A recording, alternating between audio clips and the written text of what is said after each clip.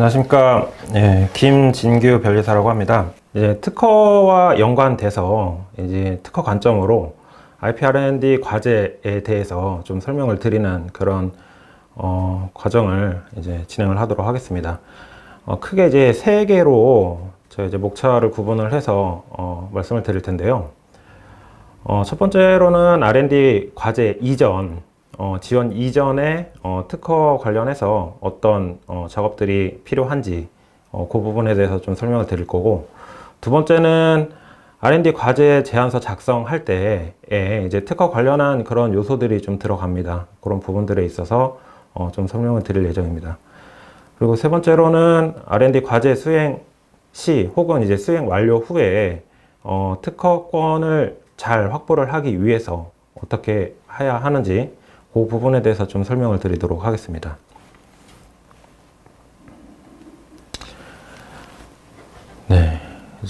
R&D 과제 지원 이전에 특허를 획득을 해야 되겠죠. 그래서 그 부분에 대한 개략적인 설명인데요.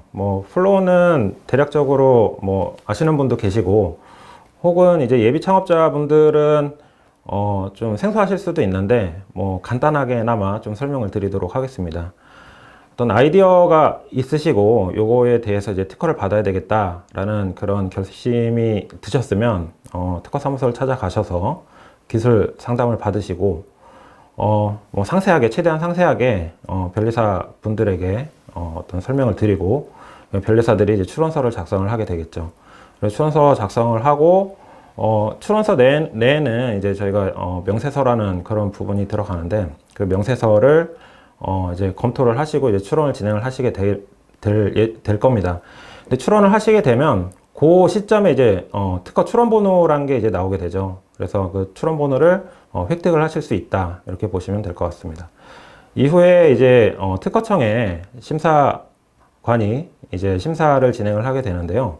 보통은 어떤 분야별로 순서가 정해져 있어서 선입선출 개념으로 심사를 하게 되죠. 그래서 좀 심사가 적체된 그런 분야 같은 경우는 좀 오래 걸리기도 하고, 심사가 많이 적체되지 않은 그런 부분에서는 좀 빨리 심사가 이루어지기도 하는데, 대략적으로 저희가 고객분들이 찾아오시면 얼마나 걸리나요? 이렇게 질문하신 경우가 많은데, 대략적으로 설명드리기는 한 1년 정도에 첫 번째 심사관 의견이 나온다, 이렇게 말씀을 드리기도 합니다. 이후에 출원 공개는 별도 과정을 거쳐서 출원일로부터 1년 6개월 이후에 작성된 명세서가 공개가 된다, 이렇게 보시면 되고요. 그리고 등록 결정이 나면은 특허 결정이 되는 겁니다. 그래서 특허 결정이 되고 나면은 특허 등록번호라는 게 발생이 되고 그 번호를 획득을 할 수 있게 되는 거죠. 이런 과정을 거쳐서 특허 출원 프로세스가 이루어지는데요.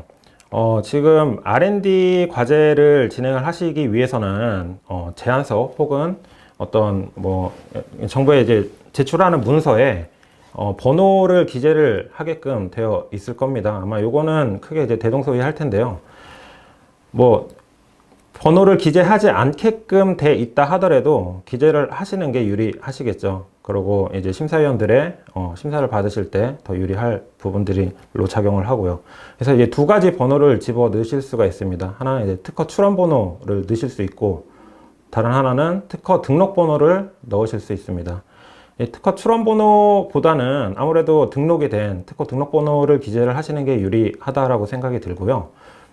여의치 않아서 지금 시간 아까 말씀드렸다시피 일반 심사로 진행을 했을 때 대략 심사 과정이 1년 이상이 소요가 되는 경우가 많기 때문에 그런 부분을 고려했을 때는 특허 출원 번호만이라도 기재를 하시는 게 바람직하다, 유리하다, 이렇게 생각을 합니다.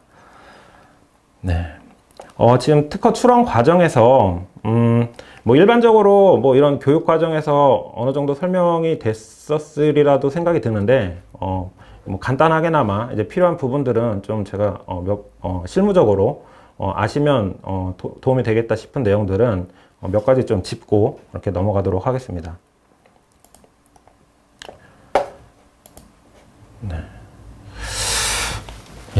이제 아무래도 그 지금 특허성 판단에 있어서 가장 쟁점이 되는 부분이 이제 진보성 판단과 이제 보정 부분입니다. 그래서 의견 제출 통지서에 어떤 거절 이유로 가장 많이 나오는 그런 요소로 이제 진보성이라는 그런 부분이 있고요.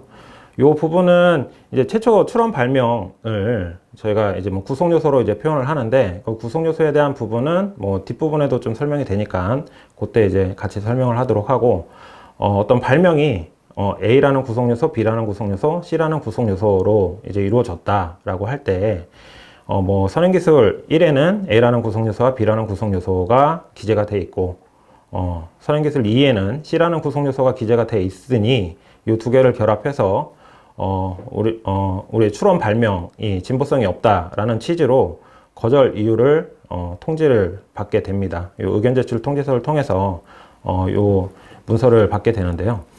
이런 과정을 거쳐서 이제 받게 되면 저희 같은 이제 변리사들이 대응을 해서 보정을 하거나 혹은 이제 심사관의 의견이 틀렸다라는 취지로 대응을 하게 됩니다.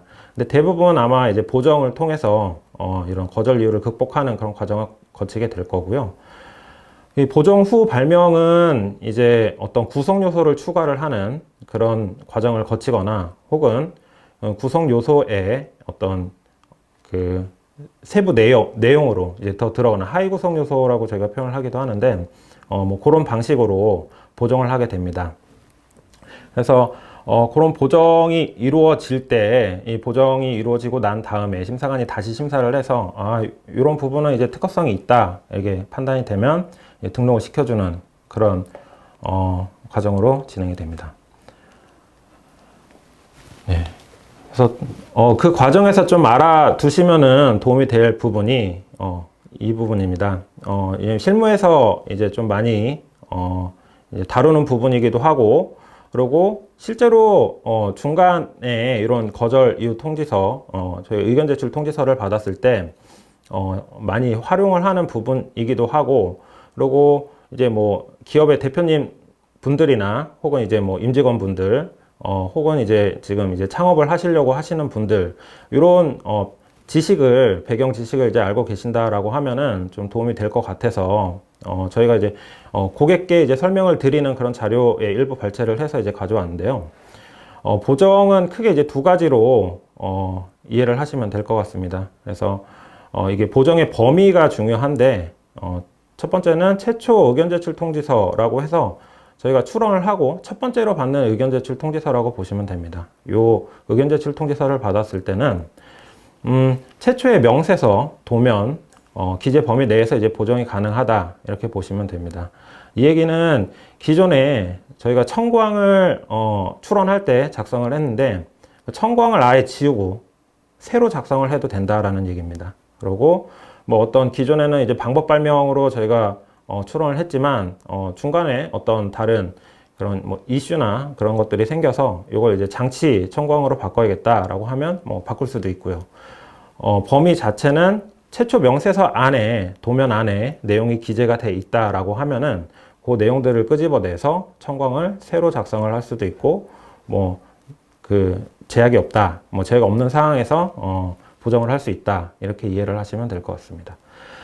근데 이제 최후 의견 제출 통지서라는 그런 통지서를 받았을 때는 이제 보정의 범위가 제약이 좀 많아져서 요거는 앞서 설명드린 최초와는 좀 다른 그런 보정 범위를 갖는다라고 이해를 하시면 될 것 같습니다. 최후 의견 제출 통지서가 뭐냐라고 이제 생각하실 수 있는데요. 뭐 두 번째로 받는 의견 제출 통지서라고 그냥 일상적으로 생각하시면 됩니다. 뭐 이게 꼭 그렇다라고 이제 말씀드리기는 좀 어려운 부분이 있긴 하지만 그냥 일반적으로는 첫 번째가 최초고 두 번째가 최후다, 뭐 이렇게 이해를 하시는 게 그냥 일반적인 상황이다 이렇게 보시면 되고요. 마찬가지로 최초 명세서, 도면 기재 범위 내에서 이제 보정을 해야 된다. 요거는 이제 동일하고요. 단지 추가적으로 청구 범위를 감축하거나 오기를 정정하거나 기재를 명확하게 하는 경우에만 보정을 할 수 있다. 요게 이제 추가적인 그런 제약사항으로 들어갑니다. 그래서 청구 범위를 감축하는 그런 경우가 어떤 경우냐라고 하면 좀 쉽게 설명을 드리면은 기존에 있는 어떤 청구항의 기재에 무언가를 기재를 더하는 그 정도가 이제 감축한다. 기존에 기재가 돼 있는 청구항의 기재 중 일부라도 어떤 삭제를 하거나 뭐 이런 행위는 이제 어떤 청구항 범위를 감축하는 그런 확장하는 그 정도의 이제 개념으로 이해를 하기 때문에 기존에 있는 청구항을 그대로 두되 거기에 어떤 플러스 알파로 기재를 더하는 이 정도의 이제 보정이 청구 범위를 감축하는 보정이다. 이렇게 이해를 하시면 될 것 같습니다. 네. 진보성 관련한 내용 말씀드렸고, 그 다음에 이제 보정 관련한 내용 말씀드렸는데요. 요 두 개는 그냥, 어떤 저희가 배경 지식 차원에서 이제 말씀을 드렸다라고 이제, 이해를 하시면 될 것 같고요. 실질적으로 이제 좀 도움이 되는, 특히 이제 R&D 과제에 도움이 되는 그런 제도들을 좀 설명을 드리려고 하는데요. 첫 번째는 이제 빠른 등록을, 특허 등록을 유도하는 그런 방법에 대해서 이제 설명을 드리려고 합니다. 요 방법으로는 이제 우선심사 신청 제도라는 게 있습니다. 특허법에서 이제 규정하는 제도인데, 요 제도가 뭐 그냥, 아무렇게나 이제 할 수 있는 부분은 아니고요. 어떤 일정 사유에 해당이 돼야, 할 수 있는 그런, 제도다라고 이제 이해를 하시면 될 것 같습니다. 그래서 그 제도를 제가 대략적으로, 정리를 해서, 이제 장표를 만들었는데요. 첫 번째는 제3자가 업으로 출원 발명을 실시하고 있는 것으로 인정되는 출원입니다. 요거는 특허 출원을 했는데 어떤 경쟁자가 지금 내가 출원한 그 특허 관련된 어떤 사업을 하고 있다라는 걸 이제 발견하셨을 때, 그럴 때 이제 우선 심사 신청을 진행할 수 있다, 이렇게 이해하시면 되고요. 보통은 이제 두 번째에 해당하는 이런 사유를 가지고 우선 심사 신청을 많이 하시죠. 실무적으로 이제 많이 이용하시는 그런 항목인데요. 직접 이제 선행기술을 조사하고 아래 어떤 항목에 해당이 되는 그런 사항일 때 이제 한다라고 이제 보시면 되고요. 그 사항이 뭐냐라고 했을 때는 가장 많이 이용하시는 게 이제 벤처기업 확인을 받은 기업입니다. 그래서 벤처기업 인증을 받으신 상태다라고 하면은 우선심사 신청을 할 수 있다, 이렇게 이해를 하시면 됩니다. 그 외에 이제 뭐 직무 발명 우수기업으로 선정된 기업, 지금 요 직무 발명 우수기업에 대한 그런 인증을 하는 그런 제도가 있는데요. 그 제도를 통해서 이제 인증을 받으셨을 때 이용할 수 있다, 이렇게 보시면 될 것 같습니다. 그 다음에는 이제 지식재산 경영 인증을 받은 중소기업의 출원입니다. 최근에 저도 요 인증 심사위원으로 이제 다니고 있는데요. 규모가 어느 정도 좀 되는 그런 기업들이 이제 IP 관련한, 지식재산 관련한 여러 가지 활동을 많이 하시고 할 때 지식재산 경영 인증을 받을 수가 있는데요. 그 인증을 받은 경우에 또 우선심사 신청을 할 수 있는 그런 자격 조건이 된다, 이렇게 이해를 하시면 될 것 같습니다. 제가 지금 방금 설명드린 이제 직무발명 보상 인증기업, 그 다음에 지식재산 경영 인증기업으로 이제 선정이 되시면은 이 우선심사 신청에 뭐 대상이 되는 것뿐만이 아니라 연차료를 할인을 해준다거나 이제 앞서 설명드린 특허청사나 여러 가지 과제들을 지원하실 때 이제 가점을 받으실 수 있는 그런 요소도 있으니까 요거는 잘 고려를 하셔서 뭐 활용을 하실 수 있다, 이렇게 설명드릴 수 있을 것 같습니다. 그리고 또 이제 많이 활용하시는 것 중에 하나가 4차 산업혁명 관련한 이제 특허인데요. 뭐 저희가 4차 산업이라고 이제 분류하는 여러 가지 이제 그런 산업 기술들이 있는데, 뭐 예를 들면은 뭐 인공지능 뭐이 해당이 되겠죠. 뭐 자율주행 차량, 로봇, 뭐 등등등 여러 가지가 있는데, 거기에 이제 해당하는 사업 아이템이 이제 특허 출원을 하셨을 때 이 항목에 해당이 돼서 우선 심사 신청을 할 수 있다라고 이해를 하시면 될 것 같습니다. 네. 뭐 이런 항목들이 해당이 되지 않는다라고 했을 때는, 이제 마지막으로 저희가 고려를 할 수 있는 부분이 있는데요. 이제 우선 심사, 신청을 위한 선행기술만 하는, 조사만 하는 그런 기업이 있습니다. 요건 이제 특허청장이, 공고한 전문기관이라고 이제, 저희가 이제 부르는데요. 이 전문기관에 선행기술 조사를 의뢰를 했을 때는 뭐 지금 앞서 설명드린 여러 가지 뭐 조건에 해당되지 않는 그런 사항에서도, 그런 항목에서도, 이 우선심사 신청을 할 수 있다. 이렇게 이해를 하시면 될 것 같습니다.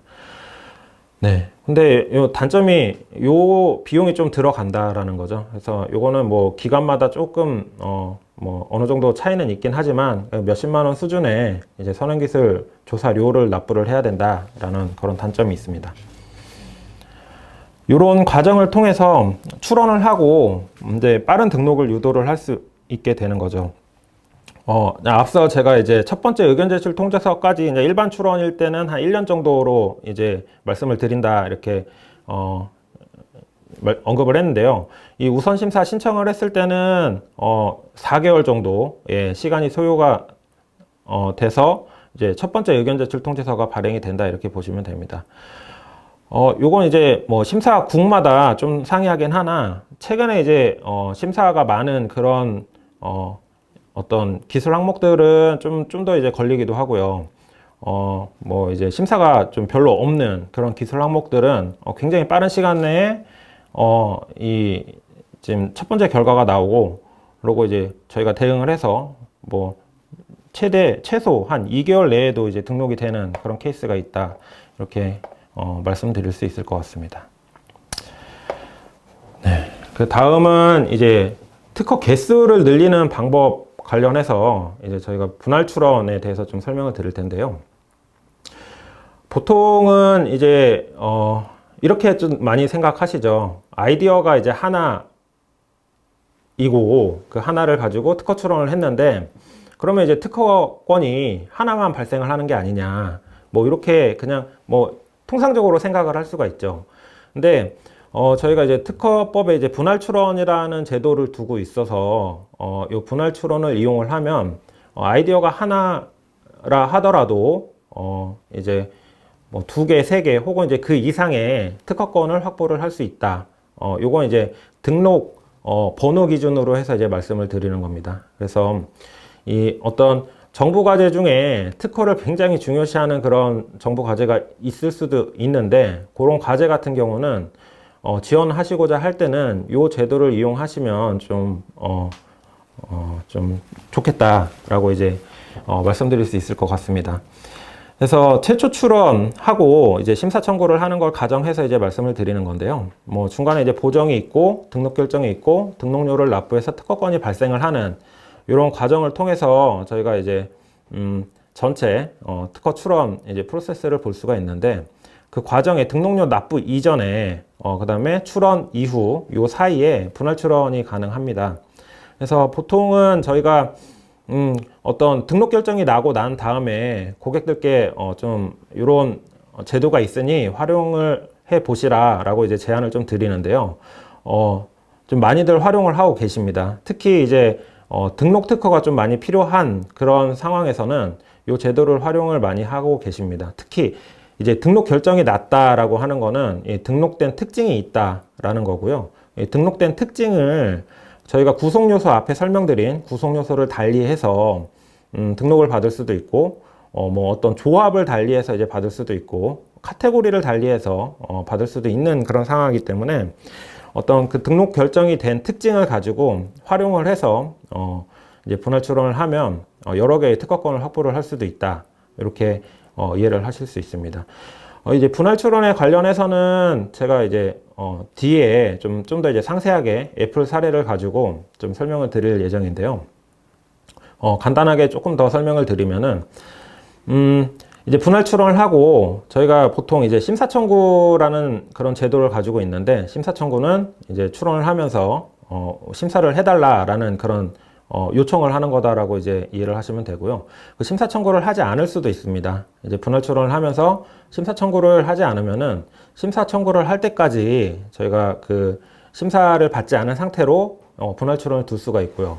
이 상태에서는 저희가 이제 보정이 자유롭기 때문에 뭐 여러 가지 이슈가 발생을 했을 때 보정을 통해 필요한 그런 특허권을 확보할 수 있다, 이렇게 이해를 하시면 될 것 같습니다.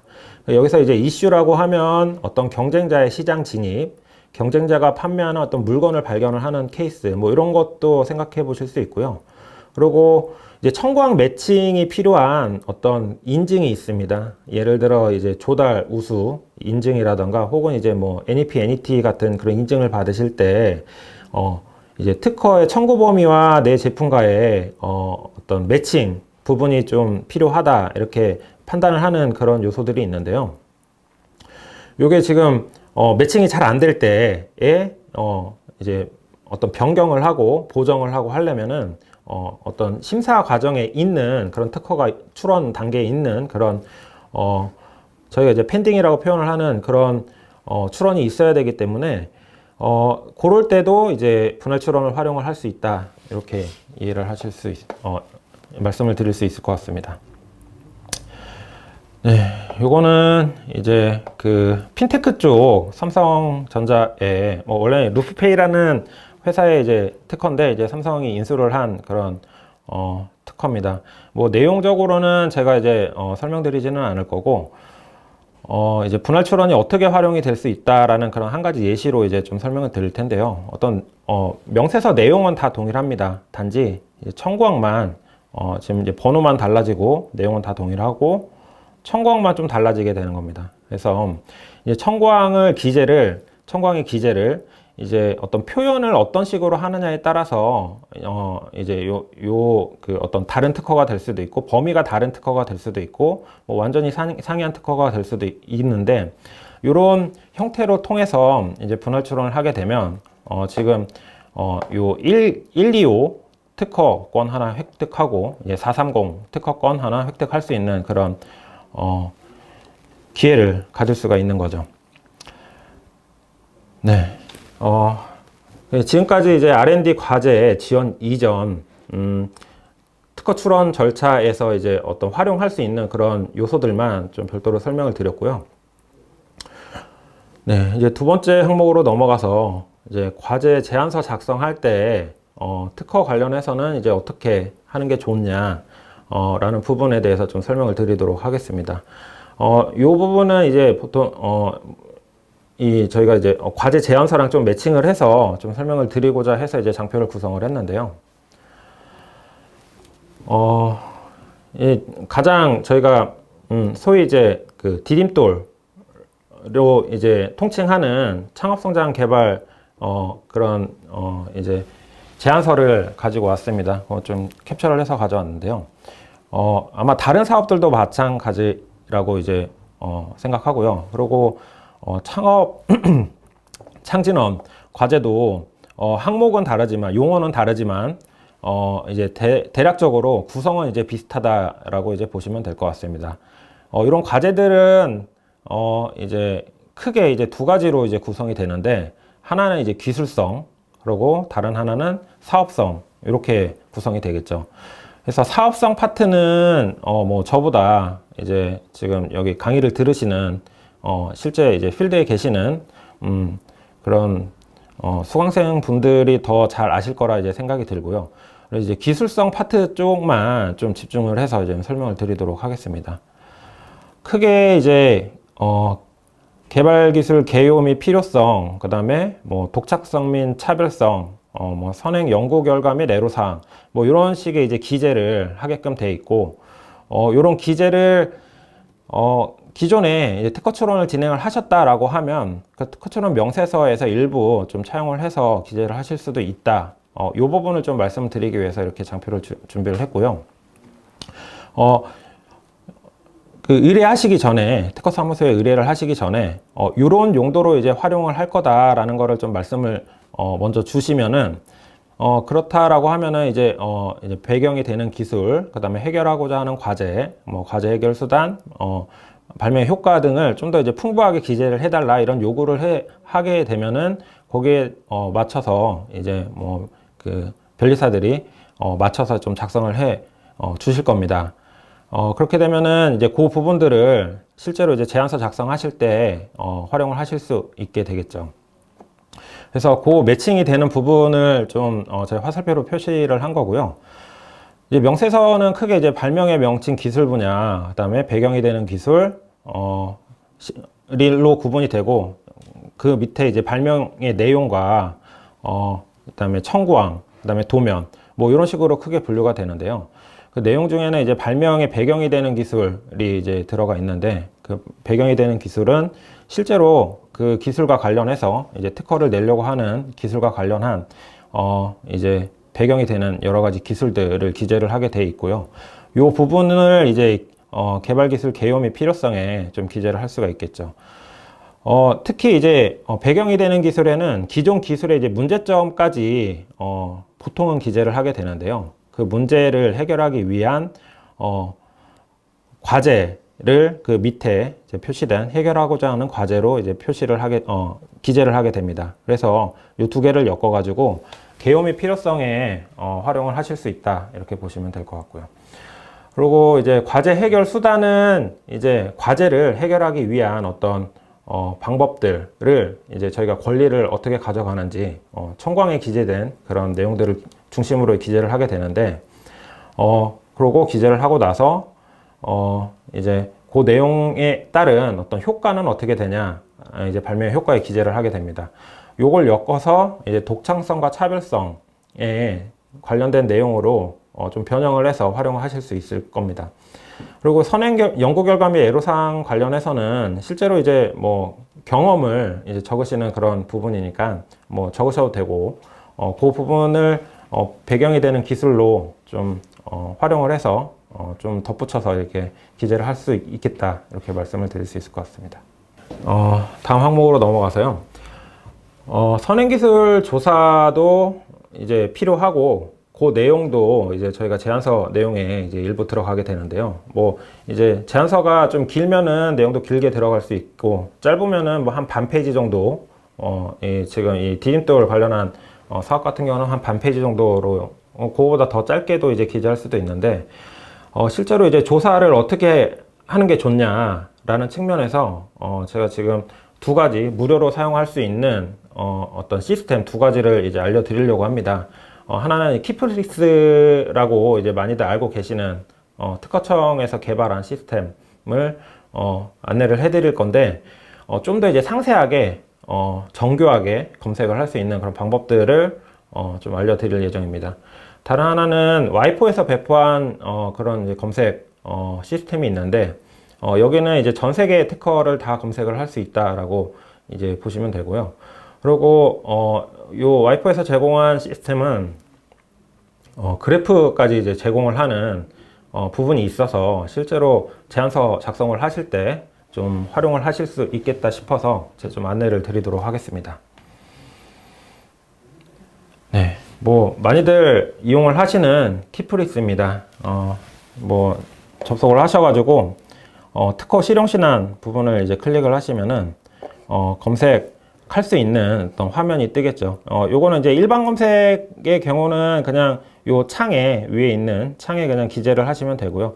뭐 앞서 이제 그 설명에 좀 일부 있었지만 문장형으로 검색을 해도 검색이 나옵니다. 문장형으로 검색을 하면은 뭐 리스트가 쭉 나오긴 하는데 정확도는 좀 떨어진다라고 이제 보시면 될 것 같고요. 좀 더 이제 정교하게 검색을 하기 위해서는 검색식을 좀 써서 이제 활용을 하시면 되는데, 이 키프리스의 검색식은 그냥 플러스 그 다음에 컨볼루션 이제 곱하기라고 표현하는 컨볼루션 그 기호를 써서 하시면 됩니다. 그래서 컨볼루션 같은 경우는 이제 교집합 두 개가 같이 있는 검색어를 포함한 어떤 특허를 찾아달라라고 할 때, 그 다음에 플러스는 어떤 합집합에 해당하는 어떤 검색어의 합집합에 해당하는 거를 찾아달라 할 때 이제 활용하실 수 있습니다. 예, 그 상세 검색, 스마트 검색이라고 이제 보이는 부분을 클릭을 하시면은 이렇게 좀 펼쳐지는데, 여기서 여러 가지 항목을 좀 집어 넣으실 수가 있습니다. 그래서 자유 검색, 뭐 전문이라고 되어 있는 부분을 보시면은 여기에 어떤 키워드를 넣으시면은 위에 창에 넣는 것과 이제 동일한 그런 효과를 볼 수 있고요. 발명의 명칭, 청구 범위, 그 다음에 이제 뭐 출원인이나 등록권자 혹은 이제 발명자 등의 어떤 카테고리 안에서 지금 알고 있는 어떤 경쟁자의 회사명을 출원인으로 넣으셔도 되고, 혹은 이제 등록권자 항목에 넣으셔도 되고요. 혹은 이제 어떤 요 분야에서 이제 권위가 좀 있는 발명자, 뭐 어떤 교수님이라든가 어떤 연구원 부분들의 기재를 하시면은 그분들과 관련된 특허들을 쭉 검색을 하실 수 있다, 이렇게 보시면 될 것 같습니다. 그리고 이제 한 가지 더 여기서 뭐 추가로 좀 설명을 드리면은, 뭐 일자 정보라고 해서 이제 중간 부분에 기재되어 있는 부분이 있는데, 여기 보시면은 뭐 공개 일자나 출원 일자도 이제 검색식으로 이제 넣을 수 있게끔 돼 있어서, 최근에 뭐 앞선 뭐 2000년대 거의 특허까지는 필요 없고, 뭐 2015년 이후에 특허만 필요하다라고 했을 때는 요 연산자를 좀 활용을 해서 이제 검색을 하실 수도 있습니다. 아무래도 이제 제안서를 작성을 하시다 보면 최신 이제 기술 트렌드가 이제 중요하기 때문에, 뭐 앞선 기술보다는 최신 기술 트렌드가 이제 보다 어떻게 되는지를 설명하는 게 나중에 심사 받으실 때 좀 더 유리하기 때문에 그 부분도 좀 활용을 하실 수 있겠다, 이렇게 생각이 듭니다. 제가 이제 검색을 한 어떤 검색 결과를 좀 가져왔는데요. 뭐 간단하게 검색을 좀 해봤습니다. 그 인공지능 로봇 관련한 이제 검색을 했을 때, 뭐 검색 결과는 이제 밑에 쭈루룩 있는데, 그거는 이제 빼고 이제 검색 건수만 가지고 이제 좀 설명을 드리려고 합니다. 자유 검색을 했을 때는 뭐 거의 한 8,000건 가량의 이제 어떤 문서들이, 특허 문서들이 나오게 되는데, 요거 일일이 다 보시기가 굉장히 힘드실 거예요, 아마도. 뭐 이제 나오는 순서가 이제 중요도가 높은 순서대로 나오기는 하는데, 워낙 이제 검색어를 넓게 인공지능 로봇이라고 쳤기 때문에 뭐 앞에 나오는 특허다라고 해도 지금 연구하시는 그런 분야와 좀 다른 그런 특허들이 나올 가능성이 많습니다. 그거보다 조금 더 이제 좀 정확한 특허들을 검색을 하고자 한다면 이제 요약 검색을 하시면 되고요. 보시면은 572건으로 이제 잡히게 되죠. 그거보다 조금 더 정확한 검색을 하고자 하신다면 이제 청관 검색을 하시면 되고요. 230건 정도가 이제 검색이 됐죠.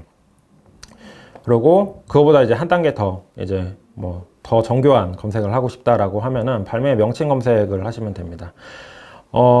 지금 요 검색을 하는 목적 자체가 이제 R&D 제안서에 이제 넣을 특허를 찾는 데 목적을 두기 때문에 이제 모든 특허를 다 찾으실 필요는 없고요. 지금 자기 기술과 관련된 특허 몇 개만 찾아서 이제 기재를 하고 요거에 따라서 이제 우리가 어떤 전략을 세워야 된다라는 그런 기재를 하실 그런 목적으로 찾는 거기 때문에 뭐 가장 바람직한 건 이제 청구한 검색이나 이제 명칭 검색이 가장 바람직하다라고 이제 생각이 듭니다.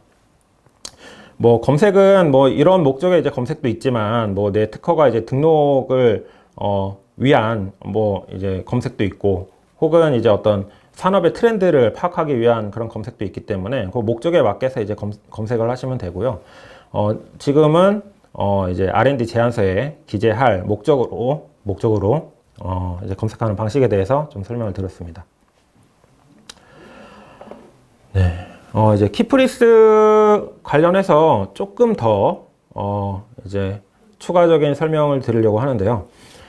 지금 빨갛게 표시된 부분을 보시면 이제 법적 상태를 필터링해서 이제 검색도 할 수 있다. 이 부분도 좀 설명을 드리고자 표시를 좀 해놨고요. 지금 제가 이제 체크를 뭐 하고 이제 검색을 실제로 하진 않았는데, 뭐 이런 식으로 체크를 하고 확인 버튼을 누르면 여기에 관련된 것만 이제 뽑아서 이제 리스트업 해주고요.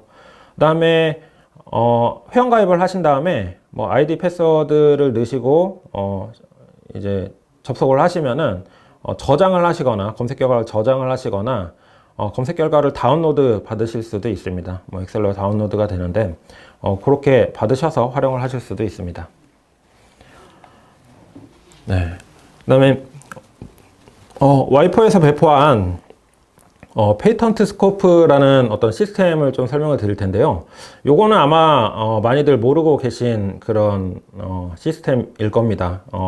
좀 아직 대중화가 잘 안 된 그런 시스템이다라고 이제 보여지는데, 근데 시스템은 굉장히 잘 갖춰져 있고요. 뭐 물론 이제 유료 시스템보다는 조금 불편하긴 하지만 그래도 무료로 활용할 수 있는 그런 시스템 중에서는 이제 괜찮은 그런 기능들을 보유하고 있다, 이렇게 말씀을 드릴 수 있을 것 같습니다. 뭐 한글로 검색을 하셔도 되고 영어로 검색을 하셔도 되는데요. 일단은 앞선 인공지능 로봇 관련해서 이제 영어로 검색식을 짜서 이제 검색을 한 결과를 이제 보실 수 있습니다. 그래서 검색어를 여기서는 이제 검색식의 연산자가 좀 다른데요. 앞선 키프리스에서는 이제 플러스와 이제 뭐 컨볼루션 기호를 이용해서 이제 연산자를 썼다면, 여기서는 그냥 and, or 요거 가지고 연산자를 활용하고 검색식을 짜실 수 있습니다. 그래서 인공지능 로봇 관련한 검색 결과를 쭉 리스트업 한 거고요. 검색 결과에 오른쪽 위쪽을 보시면은 좀 UI를 다르게 이제 표시를 하실 수 있게끔 그렇게 구성이 되어 있습니다. 그래서 서지사항과 이제 도면을 함께 보시면서 이제 검색을 할 수 있게끔 하는 이런 기능까지 제공이 되고 있고요.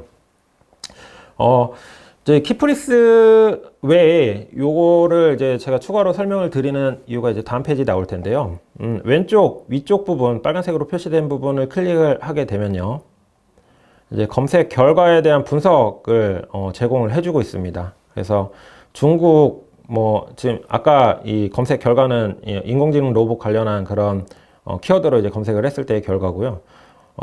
국가에 대한 리스트, 그다음에 출원인에 대한 리스트, 뭐 발명자에 대한 리스트, 뭐 IPC 코드나 뭐 공개일은 크게 이제 중요한 요소는 아니고 이건 전문적으로 활용한 요소다라고 이제 이해를 하시면 될 것 같고요. 이런 식으로 이제 어떤 분석 결과도 제공을 하고 있어서 활용도가 좀 높습니다. 특히 이제 그 카테고리 내에서 이제 도표를 클릭하시게 되면 이 뭐 도표도 막대 그래프나 이제 어떤 원형 그래프로 제공을 하게 되는데, 국가, 출원인, 발명자에 대한 어떤 그래프를 제공받으실 수가 있습니다. 요거는 이제 아까 그 국가 관련한 어느 국가가 지금 출원을 많이 했는지를 이제 표시하는 인공지능 로봇 관련해서 그런 그래프다라고 이제 보시면 되고요. 마찬가지로 출원인 발명자 관련해서도 그 그래프를 제공받으실 수 있습니다. 다음에 이제 시계열로 이제 제공되는 그래프인데요. 요거는 이제 뭐 2012년부터 출원이 있기 때문에 그때부터 이제 그래프를 제공을 하고 있는 건데, 이런 식으로 추세를 볼 수 있는 그런 그래프까지 제공을 한다. 그래서 이제 선행 기술에 대해서 좀 더 이제 깊이 있는 조사를 요구하는 R&D 같은 경우에는 이런 그래프들을 활용을 하실 수가 있다라고 이제 생각이 듭니다. 기존에 뭐 관계가 뭐 좋은 어떤 특허 사무소가 있으시다라고 하면, 뭐 고객 뭐 어느 정도 이제 파트너십을 맺고 있는 특허 사무소가 있으시다라고 하면은 뭐 요청을 하시면은 이런 거 이제 뽑아서 아마 제공을 해 주실 텐데, 뭐 그런 관계가 없는 상황이다라고 하실 때는 그런 상황에서 이런 제안서를 써야 되는데, 좀 깊이 있는 내용으로 다루고 싶다라고 했을 때는 이런 그래프 같은 거 활용을 하실 수가 있다. 이런 관점에서 좀 설명을 드립니다.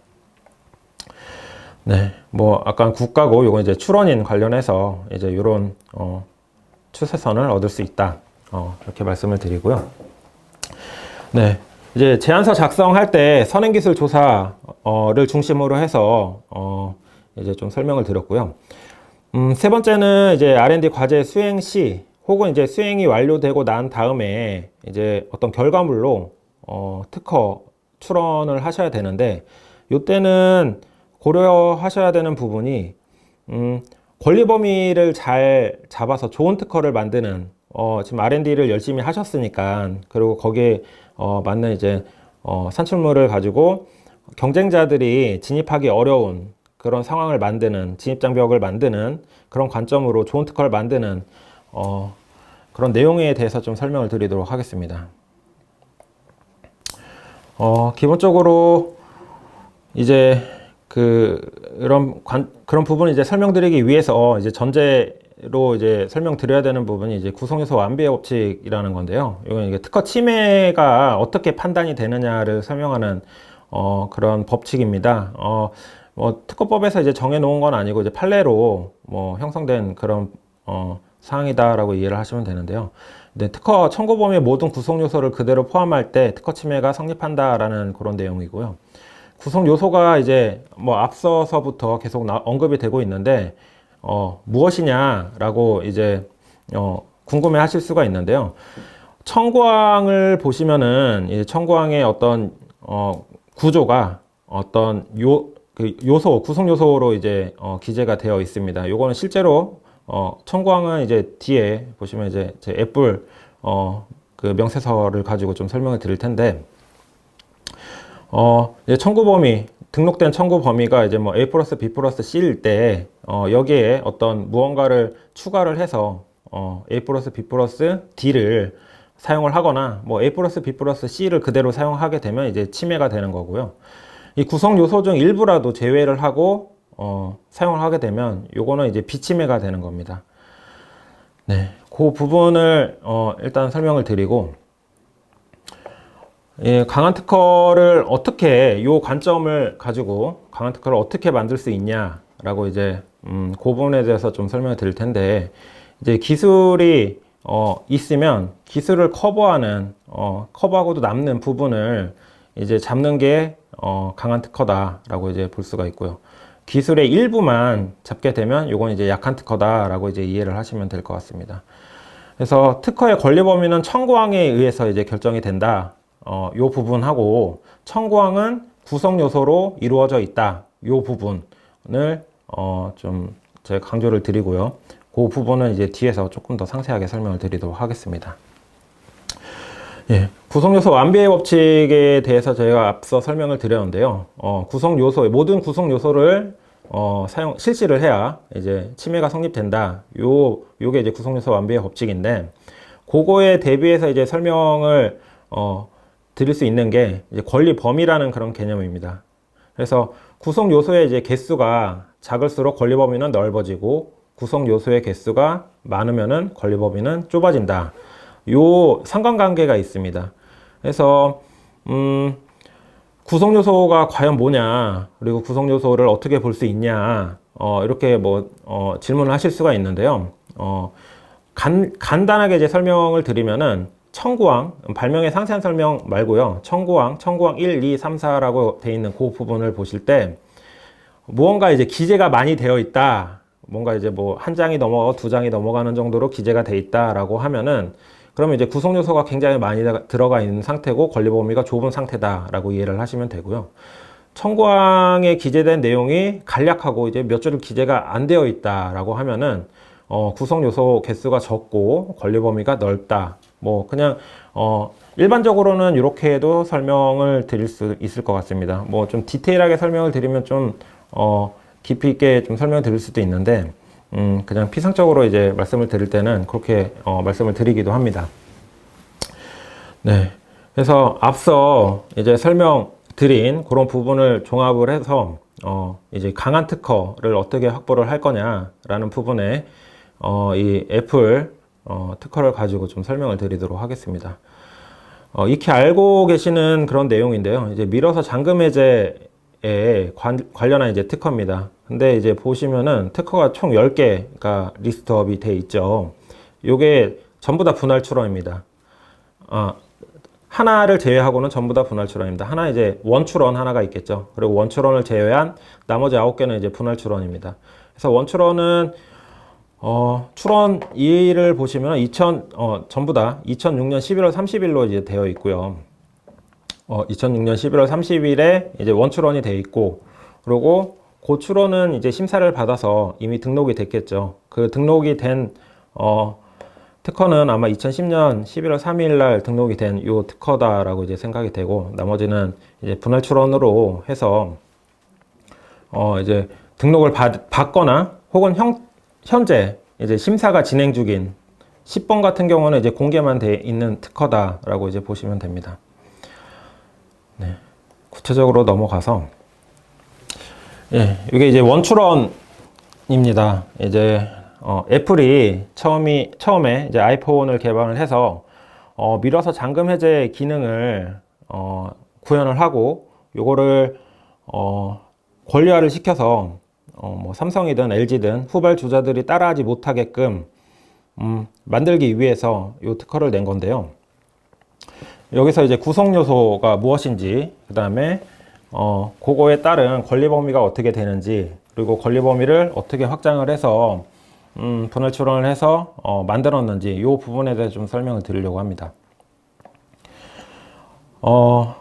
일단은 청구범위 청구항 1항을 보시면은 컴퓨터로 구현되는 방법으로서라고 이제 뭐 돼 있고, 제일 마지막에 컴퓨터 구현 방법으로 하고 이제 콤마가 찍혀 있죠. 콤마가 아니라 이제 마침표가 찍혀 있죠. 이 컴퓨터 구현 방법에 대한 특허다라고 이제 보시면 되고요. 요게 이제 발명이다, 특허 발명이다, 이렇게 이해를 하시면 됩니다.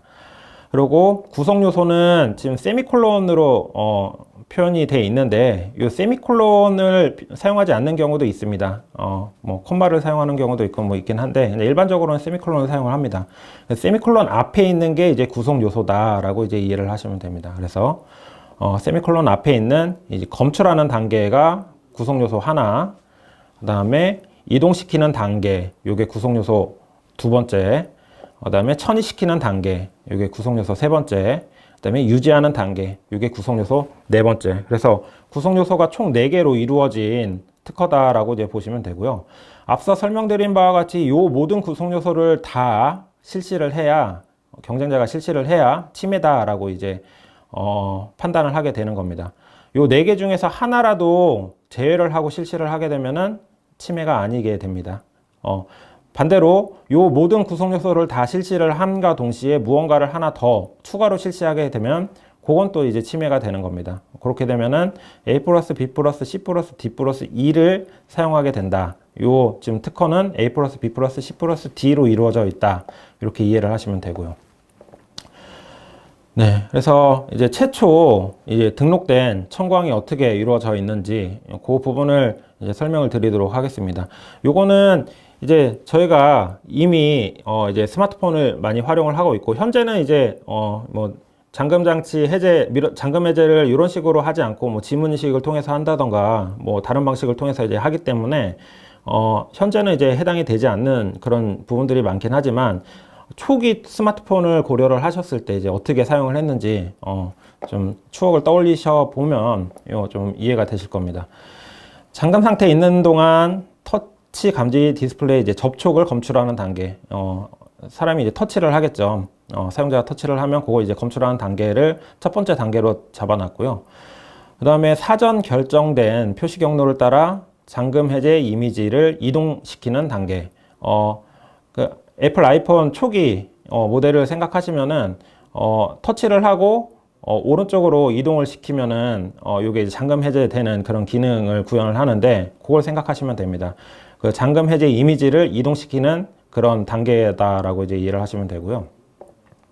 그렇게 했을 때 사전 결정된 제스처에 대응하는 경우 장치를 사용자 인터페이스 잠금 해제 상태로 천이시키는 단계. 잠금 해제 단계로 이제 넘어가게 되죠. 그게 지금 이동시켰을 때 잠금 해제 이미지를 이동시키고 뭐 터치를 통해서 이제 이동이 됐을 때 해제가 되죠. 근데 대응하지 않는 경우, 사전 결정된 제스처에 대응하지 않는 경우에는 잠금 상태로 유지하는 단계. 잠금 상태로 유지가 됐겠죠. 그래서 굉장히 넓은 상태로 이제 청구 범위가 구성이 됐고, 이 상태로 이제 등록이 됐는데, 여기에 이제 그친 거가 아니라 애플은 보다 자기의 어떤 기술을 단단하게 권리보호를 받기 위해 앞서 설명드린 바와 같이 9개의 분할 추론을 했고, 그중 1개에 대해서 좀 설명을 드리도록 하겠습니다. 거의 유사한 내용으로 이제 되어 있는 거고요. 도면이랑 같이 좀 설명을 드렸는데, 마찬가지로 이것도 구성 요소가 어떻게 구현이 되어 있냐라고 하면은, 첫 번째는 표시하는 단계, 첫 번째 구성 요소, 검출하는 단계, 두 번째 구성 요소, 표시하는 단계, 이렇게 세 번째 구성 요소 A, B, C로 구성이 되어 있다. 이렇게 이해를 하시면 됩니다. 첫 번째 구성 요소는 어떻게 이루어져 있냐? 잠금 상태에 있는 동안 잠금 해제 이미지를 터치 감지 디스플레이 상에 표시하는 단계, 이미지를 표시하는 단계, 해제 이미지를 표시하는 단계, 요 표시하는 상태에서 터치 감지 디스플레이에 사용자 접촉을 검출하는 단계. 사용자 접촉이 이제 검출이 되겠죠. 표시된 상태에서. 그리고 검출이 된 이후에 검출된 사용자 접촉에 응답해서 장치를 인터페이스 액티브 상태로 해제하기 위해 필요한 사전 결정된 제스처의 시각적 큐를 터치 감지 디스플레이 사용에 표시하는 단계. 시각적 큐라고 표현된 부분은 아래 도면에서 이제 406번이라고 보시면 됩니다. 요 큐를 표시하는 단계까지 해서 요 세 개의 단계로 구성이 되어 있는 그런 발명을 분할 추론을 한 겁니다. 보통 어떤 요 UI 특허라고 이제 보시면 되는데, UI 특허든 어떤 뭐 소프트웨어 특허든 뭐 알고리즘에 관한 내용을 이제 담게 되는데, 알고리즘이 뭐 한 단계로 끝나지는 않고 이제 어떤 요 옆에 보이시는 어떤 플로우 차트와 같이 좀 여러 단계로 구성이 되어 있고, 그 단계에서 이제 중요한 요소들이 있을 텐데요. 요것들을 뭐 조합을 좀 달리해서 이런 식으로 이제 분할 추론을 하는 겁니다. 지금 앞서 설명드린 바와 같이 이런 식으로 이제 분할 추론을 하고, 이제 분할 추론을 한 추론을 가지고 또다시 이제 분할 추론을 할 수가 있기 때문에 이제 대기업들, 특히 이제 자금력이 좀 괜찮은 그런 기업들은 이런 좋은 아이디어들은 특허청에 펜딩 상태로 두고 있습니다. 심사 단계로 해서 두고 있습니다. 일례로, 네, 그 아까 리스트 중에 총 이제 10개의 특허 있었고, 그 중에 9개는 등록이 되어 있는데 하나는 이제 공개 상태로 있었죠. 요거는 펜딩 상태로 둔 상태인데, 이 청광을 보시면은 이 청광 그대로 제가 가져온 겁니다. 이렇게만 기재가 되어 있습니다. 제 1항의 장치. 예. 요거는 아무것도 기재를 안 하고 그냥 이렇게만 기재를 하고, 요 이유는 제가 강의 초반에 설명드렸던 이제 보정, 그 부분을 생각하시면 되는데요.